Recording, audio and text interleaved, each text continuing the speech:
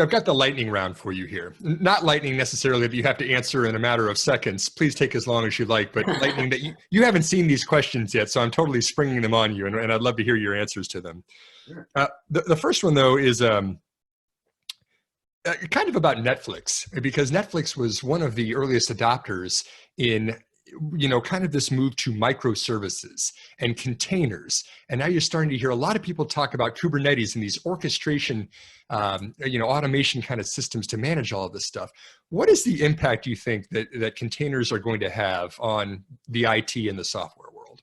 Oh, and container, from a developer standpoint, it's changing everything. You can now more tightly control your entire service, everything it needs, the service itself, any ancillary softwares that come along with it, the database that it runs on, all these things can be containerized.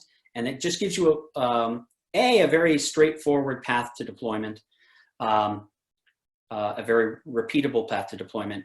But once things are containerized, you're moving away from the concerns about the infrastructure that it's running on. So you don't have to maintain any hardware. That's done separately. Containers can live anywhere. So I could be running a container on my on-premise hardware. I could be running it out in the cloud. You can have a lot of flexibility with then what system it's running on. You can be scaling them up and down as needed. If the load suddenly starts spiking, you can spawn up several more and the load can be distributed across them. So containers are incredibly powerful. And Netflix was really at the forefront of that.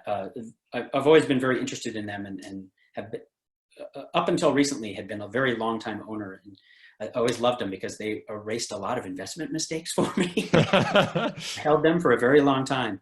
So had a lot of success with Netflix, but they've always been very fascinating from a developer standpoint. They've always been a little bit bleeding edge in how to use cloud platforms. Obviously they were pretty tightly integrated with AWS for the longest time, but they used to have a software I was always intrigued by called Chaos Monkey. And Chaos Monkey would go around their entire network of services and turn something off. And they could measure the impact of what turning one thing off could do. And so would the rest of their services, flow around that failure as intended, or would something detrimental happen? And really interesting software concept. So always been intrigued by them.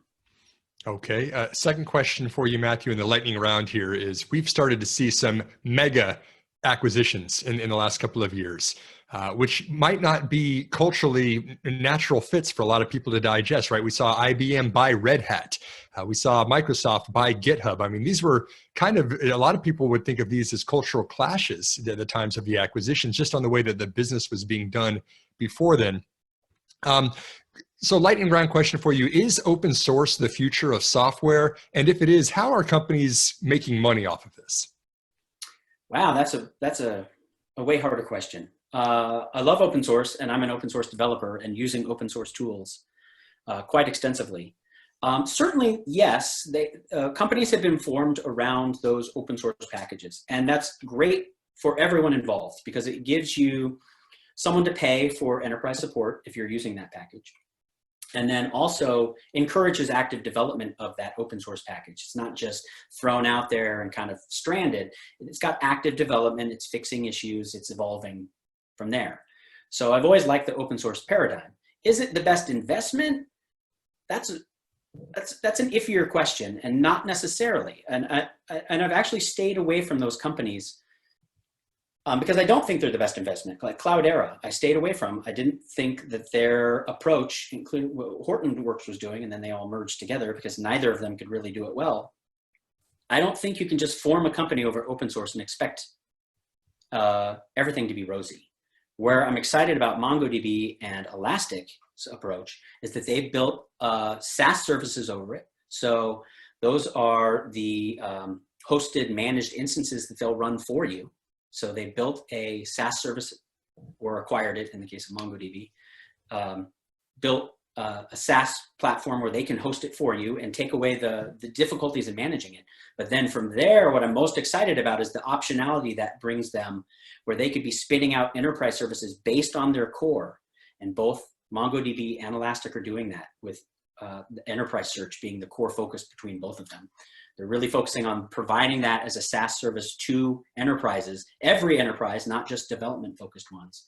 And that's where it starts to get exciting as an investor.